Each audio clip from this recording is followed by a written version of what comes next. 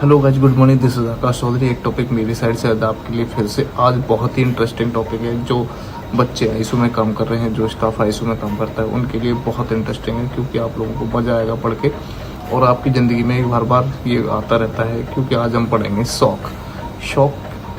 शौक का मैनेजमेंट करने के लिए मैंने कुछ मिनिमोनिक्स बनाए हैं।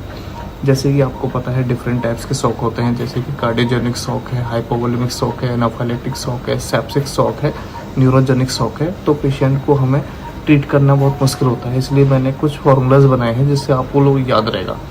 फर्स्ट ऑफ ऑल हम पढ़ेंगे कार्डियोजेनिक शौक। कार्डियोजेनिक शौक को मैनेजमेंट करने के लिए मैंने फार्मूला बनाया है डोप्स।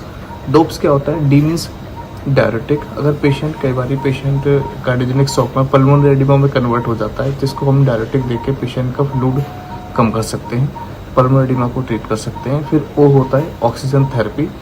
ऑक्सीजन थेरेपी में हमें पेशेंट को प्रॉपर ऑक्सीजनेशन देना है। देन होता है पी मीन्स होता है प्रेशर कंट्रोल, क्योंकि पेशेंट शॉक में बीपी चला जाता है, तो पेशेंट को हमें प्रेशर कंट्रोल करना है वाया आइनोट्रोपिक सपोर्ट, जैसे कि डोपामिन एंड डोपेटामिन। फिर होता है ई मीन्स होता है इमरजेंसी सीएबीजी।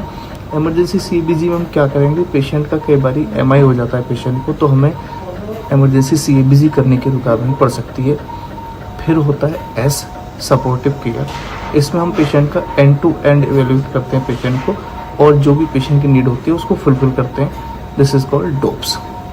फिर हम पढ़ेंगे guys hypovolaemic shock. Hypovolaemic shock में हम पेशेंट को फास्ट यूज़ करते हैं। फास्ट जो मिनिमोनिक्स मैंने बनाया है उसको बोलते हैं फास्ट। एफ मीन्स होता है फ्लूइड मैनेजमेंट। ए होता है असेस द कॉज।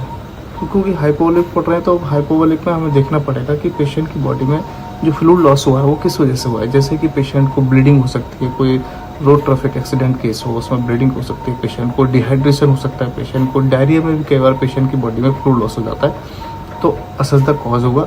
देन उसके बाद आता है एस, पेशेंट का स्टॉप लॉस। अगर किसी पेशेंट का ब्लीडिंग हो रहा है परसिस्टेंट वे में, तो उसको इमीडिएटली हमें बंद करना है ताकि पेशेंट की बॉडी में लॉस बंद हो जाए। देन उसके बाद आता है टी, ट्रांसफ्यूजन। अगर पेशेंट की बॉडी में 30% से ज़्यादा ब्लड लॉस हो गया तो इमीडिएटली हमें PRBC पेशेंट को बॉडी में ट्रांसफ्यूज करना है। This is called hypovolaemic shock. फिर मैं